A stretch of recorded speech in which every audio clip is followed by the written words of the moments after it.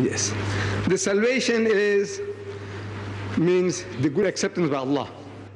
What did Jesus say? What did your Jesus say? He says, verily, verily I say unto you, most assuredly I am telling you, his disciples, his people, verily, verily I say unto you, except your righteousness exceed the righteousness of the scribes and the Pharisees, ye shall by no means enter the kingdom of heaven. Unless you are better than the Jew, there is no heaven for you. Did he say that?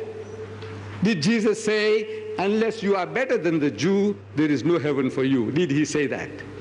Did he say, he is not of me who does not take his cross and follow me? Take up your cross and follow me. Means do what as I do, if you want to go to heaven. And the man who comes along to him, he said, good master, what good thing must I do to gain eternal life? So Jesus says, why callest thou me good? There is none good except one, that is God. But if thou wilt enter into life, keep the commandments.